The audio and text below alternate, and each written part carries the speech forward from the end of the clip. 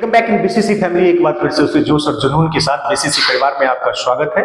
आइए मैं आपको लेकर चलता हूं मेगा एपिसोड पार्ट 2 में, जिसमें हम बातें करेंगे डिफरेंट क्वेश्चंस का। मैंने पहले ही आपसे कहा है कि जो भी क्वेश्चन आपको मिलेगा उस क्वेश्चन में बहुत सारी बातें होंगी। एक क्वेश्चन से निकलने वाली जितनी भी बात होगी मैं बता दूंगा। यदि आप इन सारे वीडियोज को अपने कॉपी में, एक कॉपी लेंगे आप जिसका फेयर कॉपी नाम देंगे, उसका नाम ऊपर में बीसीसी दे देंगे तो मुझे और अच्छा लगेगा। और उस कॉपी में हर एक क्वेश्चन, मान लीजिए मैं 5 क्वेश्चन ही अगर आपको दे रहा हूं तो 5 क्वेश्चन से मैं आपको 50 बातें बताऊंगा, यानी एक क्वेश्चन से लगभग 5-4 बातें बताऊंगा। तो आप देखिएगा कितनी सारी बातें मैं आपसे शेयर कर दूंगा और आपको फील होने लगेगा कि हाँ वाकई ये फ्रूटफुल है। एग्जाम देने से पहले आप जितने भी मेरा मेगा एपिसोड है, लगभग 20 से 25 वीडियोस मैं आपको डिलीवर करने जा रहा हूं, आप उसे देख कर जाएं और याद रखें, कॉपी में क्वेश्चन लिखें और उसके नीचे उसका सॉल्यूशन लिखें। मैं आपको टेक्निक भी बताऊंगा, मैं आपको कॉन्सेप्ट भी बताऊंगा। तो आइए इधर उधर की बात ना करते हुए बीसीसी परिवार आपके सफल, सुखद और समृद्ध जीवन की मंगल कामना करता है। और इसी के साथ हम आते हैं अपने, अब जरा ध्यान दीजिएगा। यहाँ पे पहला क्वेश्चन मैं परिचय करा दूं, टाइम एंड वर्क का है। दूसरा क्वेश्चन आपका रेशियो प्रोपोर्शन का है। तीसरा क्वेश्चन परसेंटेज का है, ये मिश्रण का है। पांचवा क्वेश्चन डिस्काउंट का है, छूट का है। और ये जो है पैसा और सिक्का का क्वेश्चन आपको अक्सर मिलता होगा, उससे रिलेटेड है। तो सबसे पहले मैं आपको बता दूं, यदि कार्य का 1/4 भाग, जरा गौर कीजिएगा, मैं पहले राउंड कर देता हूं ताकि कुछ हाईलाइट हो जाए आपका।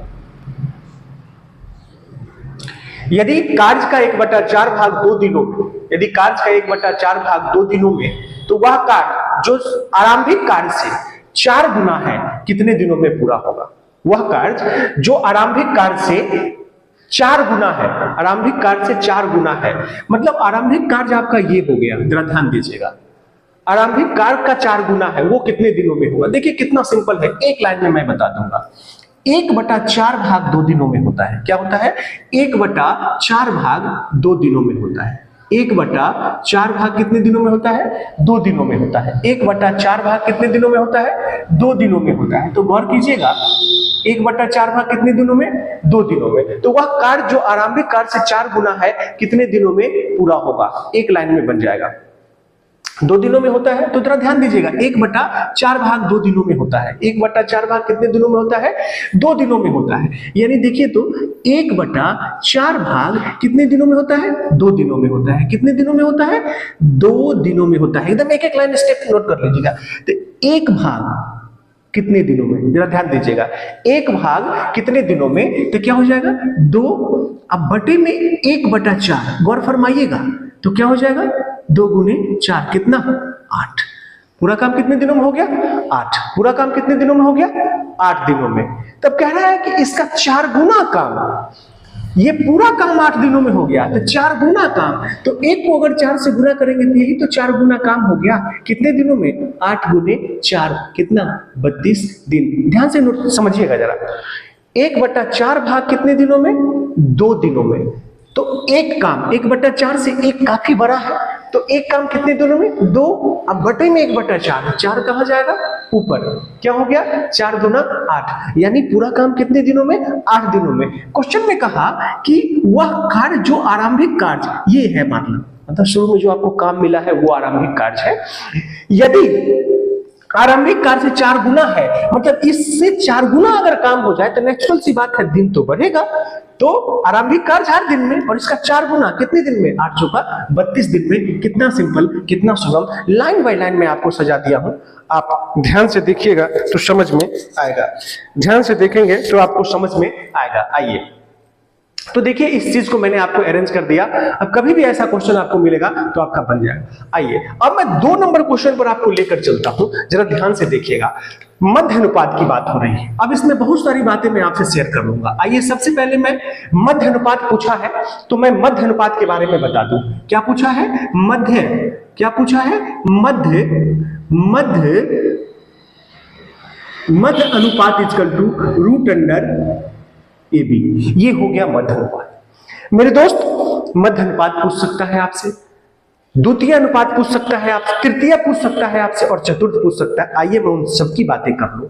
तो सबसे पहले स्टार लगाइएगा और आपसे फिर पूछेगा तृतीय, क्या पूछेगा? तृतीय अनुपात, तृतीय अनुपात इसका टू क्या होगा? तो इसका हो जाएगा बी स्क्वायर, ध्यान दीजिएगा जरा, B square by A, B square by A. अगर आपसे पूछे चतुर्थ अनुपात, अगर आपसे पूछे चतुर्थ अनुपात क्या होगा, अगर आपसे पूछे चतुर्थ अनुपात क्या होगा, तो ये हो जाएगा बी इंटू सी बाई ए।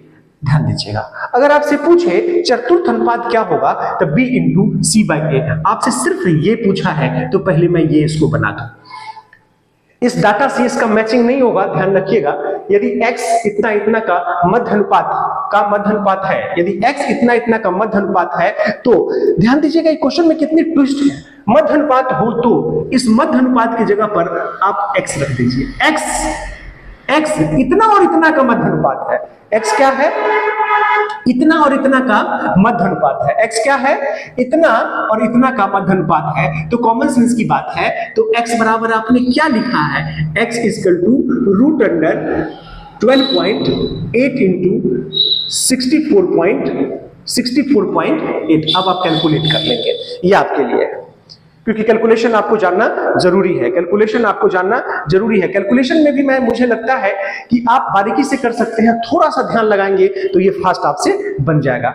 ध्यान देंगे और कमेंट के जरिए इसका आंसर देंगे। अब मुझे जरा ध्यान दीजिए, तृतीय अनुपात कहा, ये तो आपसे पूछा नहीं, चतुर्थ आपसे पूछा नहीं, मैंने क्यों इसकी चर्चा कर दी?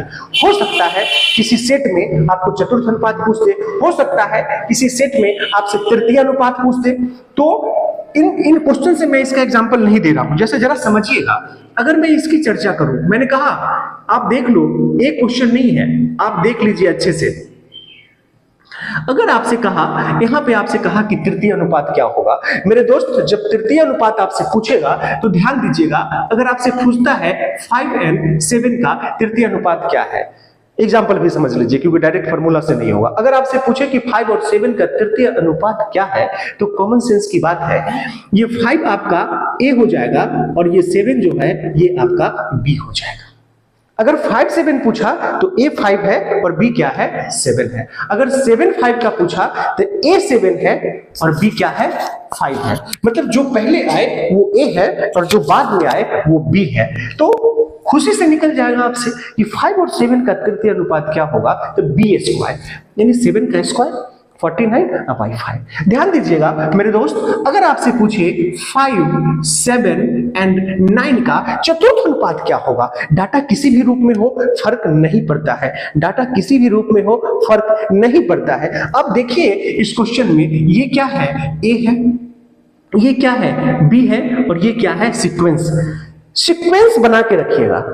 अगर 5 7 9 कहा तो 5A है, 7B है और 9C है, ऐसे चलना है आपको। तो इसका अगर आपसे पूछता है तो नहीं निकाल देंगे, B into C, 7 into 9 by में 5, यानी 63 बाई 5 इज योर आंसर। यानी चतुर्थ अनुपात क्या हो गया? 63 बाई 5 आपका चतुर्थ अनुपात हो गया। 63 क्या हो गया? चतुर्थ अनुपात हो गया 63 बाई 5। आपने क्या देखा? एक क्वेश्चन मध्य अनुपात पूछा।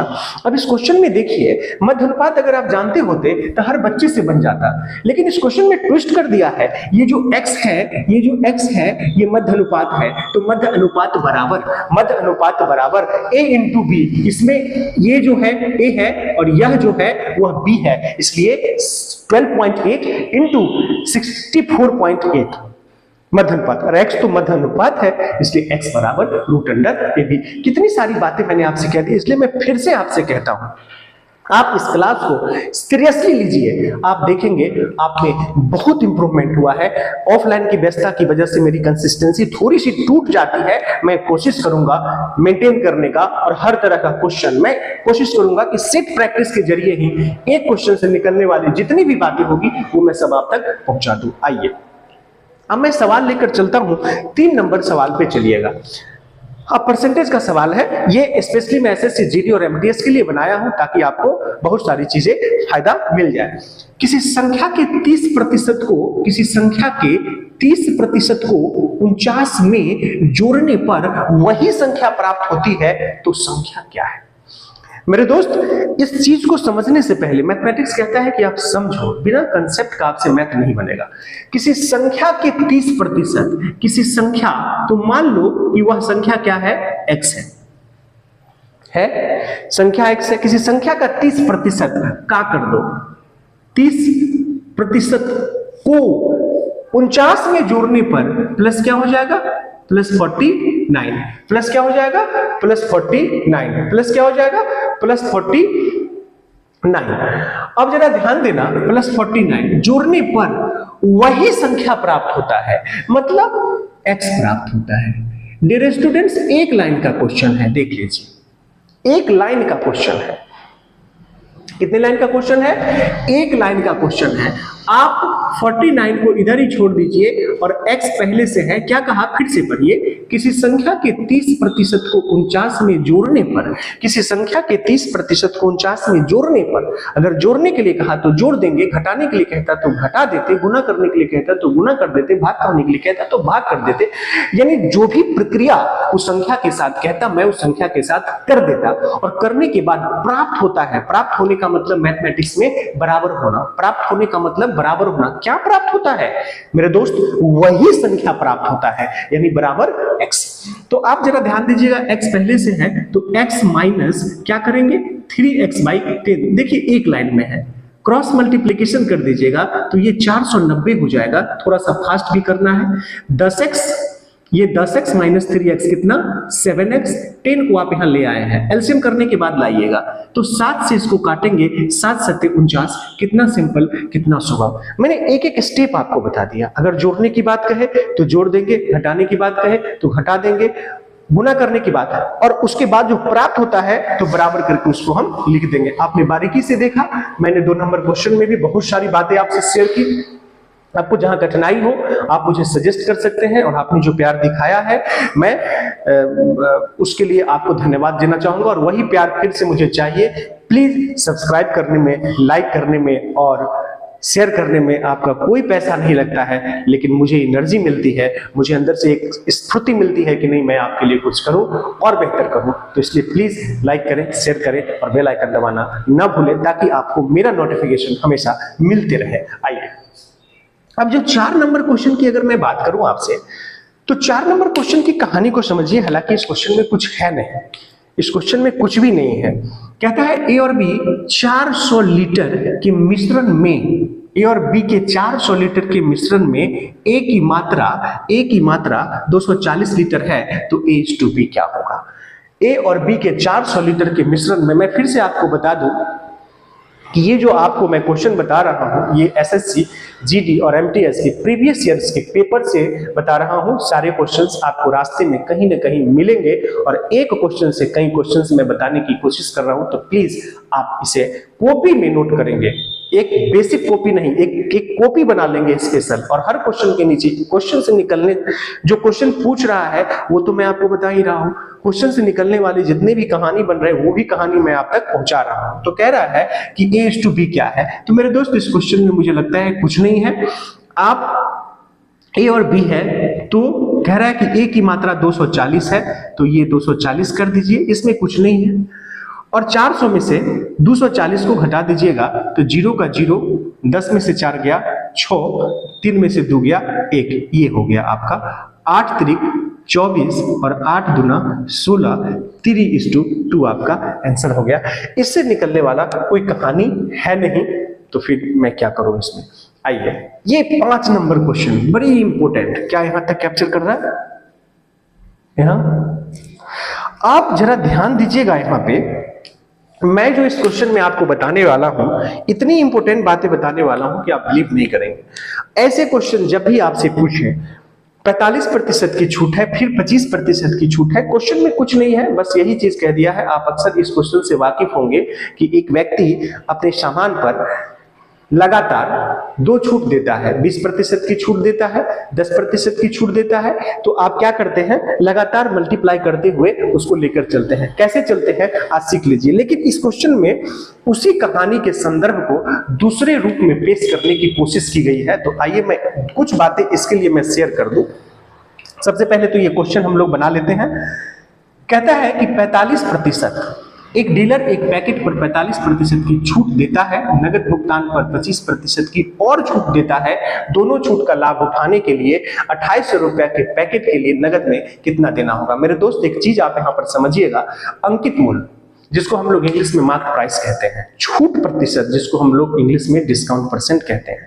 जब भी डिस्काउंट प्रतिशत की बात हो, जब भी डिस्काउंट प्रतिशत की बात हो, बहुत सारी बातें मैं क्लियर करूंगा, जब भी डिस्काउंट प्रतिशत की बात हो तो हम लोग एमपी को 100 मानते हैं, और जब भी प्रतिशत लाभ की बात हो, जब भी प्रतिशत लाभ की बात हो तो हम लोग सीपी 100 मानते हैं। ये सब चीजें आप हमेशा दिमाग में रखिएगा। तो चलिए पहले इस क्वेश्चन को कर लेते हैं, फिर इससे निकलने वाली जो कुछ कहानी होगी वो कहानी मैं आप तक पहुंचा दूंगा। मेरे दोस्त इसमें कहता है 45% की छूट देता है, नगद भुगतान पर 25% की और छूट देता है। दोनों छूट का लाभ उठाने के लिए 2800 रुपया के पैकेट के लिए नगद में कितना देना होगा। मेरे दोस्त पॉइंट टू बी नोटेड, यहां पे जो मेरा एमपी है जरा समझिएगा, मैं अरेंज कर देता हूं। यहां पे जो मेरा एमपी है वो एमपी है 2800 रुपया। कितना एमपी है? 2800 रुपया एमपी है। इस 2800 रुपया में एमपी है और कस्टमर कह रहा है कि साहब कुछ और छोड़ दीजिए, तो आपसे क्या बनेगा? एसपी बनेगा। कह रहा है पैकेट के लिए नगद में कितना देना होगा? एसपी। मेरे दोस्त ये एसपी दुकानदार का है, यह एसपी किसका है? एमपी पे छूट देने के बाद, यानी छूट प्रतिशत क्लियर करने के बाद जो राशि आता है, जो डाटा आता है, उसको हम लोग क्या कहते हैं? उसको हम लोग एसपी कहते हैं। उसको हम लोग क्या कहते हैं? एसपी कहते हैं। एमपी पे छूट देने के बाद जो प्राइस आता है उसको हम लोग एसपी कहते हैं, और एसपी को हम लोग हिंदी में विक्रय मूल्य कहते हैं और इंग्लिश में उसको सेलिंग प्राइस कहते हैं।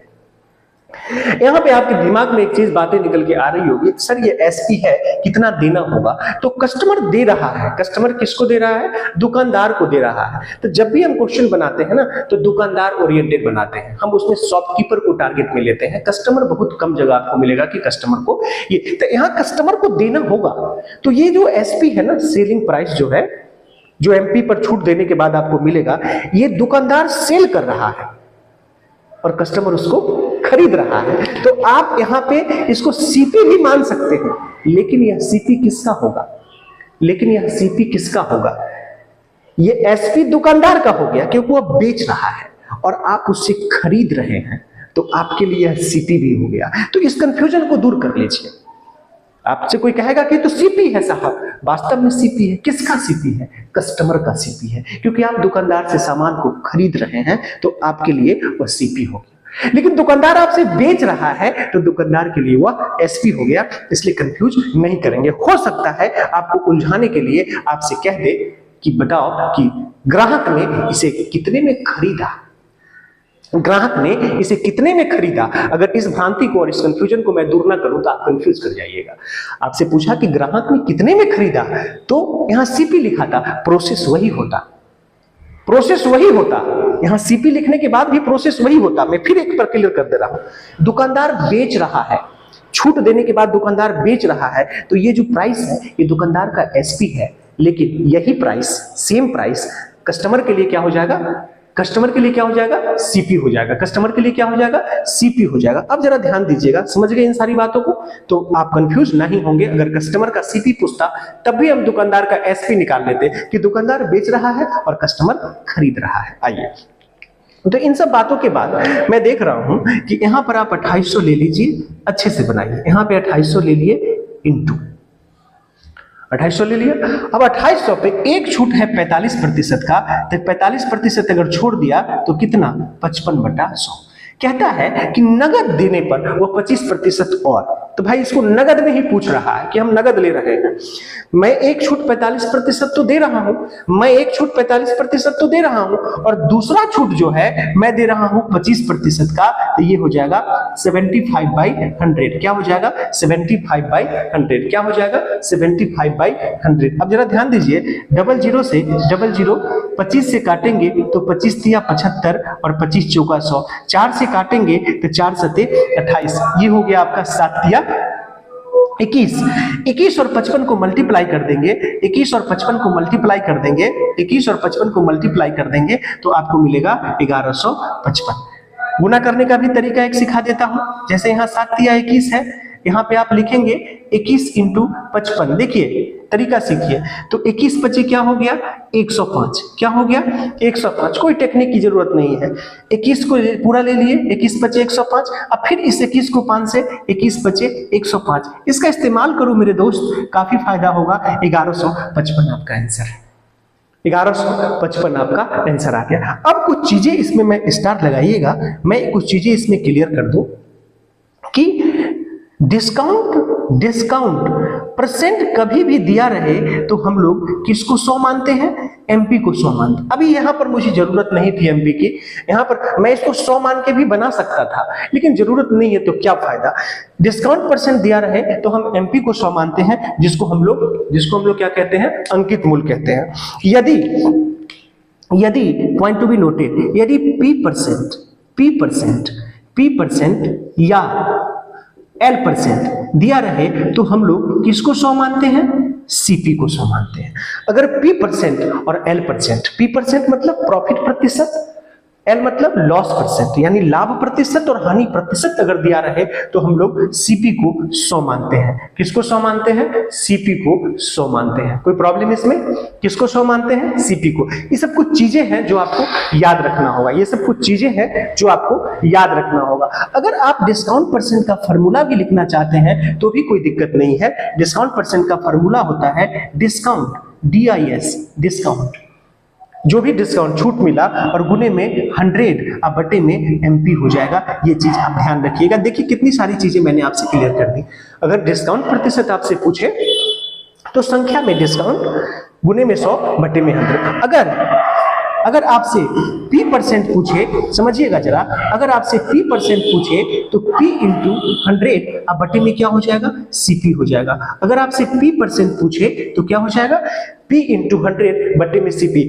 डियर स्टूडेंट्स, जरा पॉइंट टू बी नोटेड, मुझे अगर ये बताना होता तो मैं यहाँ से बाहर निकल जाता। मैं देखिए कितनी सारी चीजें बता रहा हूँ और ये मैं बार बार बताऊंगा। अगर फिर किसी क्वेश्चन को बताऊंगा और ये चीज आएगा तो मैं फिर आपको रिवाइज कराऊंगा। जस्ट लाइक जैसे आप लोग जीके जीएस पढ़ते हैं, अगर इंडिया की चर्चा होती है तो उसके कैपिटल की भी चर्चा होनी चाहिए, उसके मिनिस्टर्स की भी चर्चा होनी चाहिए, उसके पार्क की भी चर्चा होनी चाहिए। सेम चीज मैं मैथमेटिक्स में ला दूंगा। तो ये आपका P% हो गया। मेरे दोस्त, अगर L% आपसे पूछे, अगर आपसे L% पूछे तो L इंटू 100 अब बटे में क्या हो जाएगा, CP। देखिएगा कितनी सारी बातें मैंने आपसे शेयर कर दी। डिस्काउंट परसेंट, डिस्काउंट इंटू 100 बटे में MP। डिस्काउंट परसेंट का मतलब डिस्काउंट इंटू 100 बटे में MP। P% प्रॉफिट प्रतिशत, हिंदी में लाभ प्रतिशत, तो लाभ गुने 100 बटे में CP। हानि प्रतिशत, इंग्लिश में लॉस परसेंट, हानि गुने 100 बटे में CP। इसकी जरूरत नहीं थी, लेकिन मैंने आपको क्यों बताया कि कहीं ना कहीं रास्ते में ये चीज आपको मिलेगा। जब आप सेट प्रैक्टिस में जाएंगे तो ये मिलेगा। आइए अब मैं 6 नंबर क्वेश्चन को देखिएगा जरा। इस 6 नंबर में मैं देख रहा हूं कि एक बहुत बड़ी चीज है इसमें, जरा इसको समझने की कोशिश करेंगे तो आपके लिए फ्रूटफुल होगा। आइए, कहता है कि एक बैग में 200 रुपए है। पहले मैं इसको राउंड कर देता हूं ताकि आपको दिक्कत ना हो। एक बेहतर स्टूडियो की वजह से, मतलब एक बेहतरीन स्टूडियो नहीं है मेरे पास, फिर भी मैं कोशिश करता हूं कि आप तक कंटेंट पहुंचे। और कहा भी जाता है कंटेंट इज किंग। तो अब देखिए, एक बैग में 210 रुपए हैं, जिसमें से 1 रुपया के सिक्के हैं, 50 पैसे के सिक्के हैं और 25 पैसे के सिक्के का अनुपात, 25 पैसे के सिक्के का अनुपात 3:5:6 है। 3:5:6 है। ये सारे डाटा को मैं घेर दिया तो 25 पैसे के सिक्कों की संख्या क्या है। आइए स्टार्ट लगाइए। मैं इस क्वेश्चन को मेथड से भी बता देता हूं और बिना मेथड का यानी टेक्निक दोनों बता देता हूं। तो सबसे पहले आप टेक्निक का इस्तेमाल इसमें ज्यादा होता है तो इसको समझ लीजिए। डियर स्टूडेंट्स, ये 200 रुपया है। आइए, मैं कह रहा है सिक्कों का अनुपात दिया हुआ है। देखिए तो जरा, ये सिक्का है, जरा समझिएगा। जहां जिनको दिक्कत होगा कमेंट के जरिए मुझे बोलेंगे। सिक्कों का जो अनुपात है 3:5:6 है। ये सिक्का है। और जो रुपीज है RS इसको लिखिए, जो रुपीज है वो जरा समझिएगा। 1 रुपया है तो उसको 1 लिख लीजिए आप, ठीक है, 1 लिख लिया। 50 पैसा की सिक्का कितने हैं, 5 है। तो 5 50 पैसा का है तो 50 को 5 से गुना कर देंगे तो 250 होगा। 5 को 200 तो कितना हो जाएगा, 250। इसको रुपया में कन्वर्ट कर लीजिए, 0 से 0 काटना नहीं है। कितना हो गया, 2.5 हो गया। कितना हो गया, 2.5 हो गया। ध्यान दीजिएगा, कितना हो गया, 2.5 हो गया। कितना हो गया? 2.5 हो गया। और फिर 25 पैसा के सिक्का 6 गो है, तो 25 छक्का कितना होता है? 150 होता है। और उस 150 को अगर आप भाग दे देंगे, इस 150 को अगर 100 से भाग दे देंगे तो 15/10 काटना नहीं, डेसिमल में ले लीजिए, रुपया में कन्वर्ट हो गया। तो रुपया में कन्वर्ट हो गया तो क्या हो जाएगा यहाँ? सर आपने ऐसा क्यों किया? मेरे दोस्त, यहाँ जो बैग में जो कॉइन है रुपया है, रुपया में दिया हुआ है। तो रेशियो हमेशा कहता है कि unit must be same, unit must be same. बिना सेम यूनिट का आप नहीं बना सकते। बहुत सारी बातें हैं मैथमेटिक्स में, अगर आप एक बार जान गए तो फिर आपकी गाड़ी चल पड़ेगी। तो मैंने रुपया में कन्वर्ट कर दिया। अब एक लाइन, छोटा सा मैं एक लाइन खींचता हूं और देखिएगा कितना जल्दी मैं इसको बनाता हूं, आप कल्पना नहीं करेंगे इसको।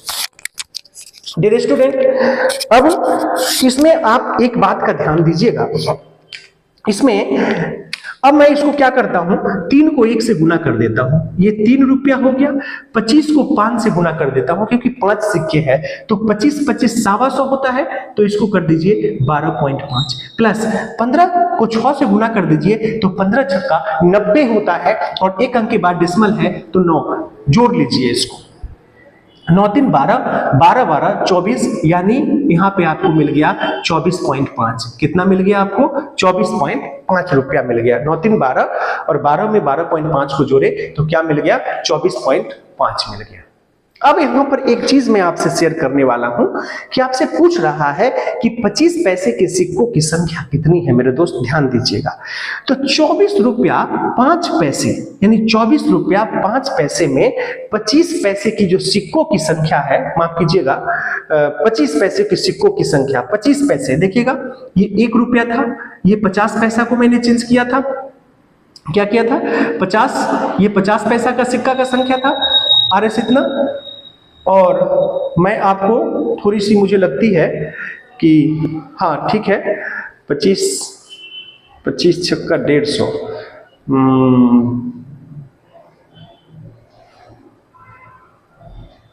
1 रुपया 2.5। ध्यान दीजिएगा, थोड़ी सी यहाँ पे गलती हुई है, मैं उस गलती को जरा सुधार लूं। मैं गलती ये किया है, सॉरी फॉर दैट मेरे दोस्त, बस थोड़ा सा गलती क्या हुआ है, यहाँ पे एक एरो लगाइए। मैंने सिक्का का संख्या 3 था, तो 3 सिक्कों को 1 रुपया से गुना किया, 3 सिक्कों को 1 रुपया से गुना किया, तो मुझे कितना मिलेगा? 3 मिलेगा। कितना मिलेगा? 3 मिलेगा। और यहां पर मैंने गलती क्या किया है, जरा ध्यान से देखिएगा, यहां 50 पैसा है और यहां कितना है, बस थोड़ी सी गलती हुई है। और यहां कितना पैसा है? 50 छक्का, ये है आपका 25 पैसा है, गौर फरमाइएगा जरा। तो यहां पे आपका 3 रुपया हो गया प्लस 250, तो 2.5 ठीक था।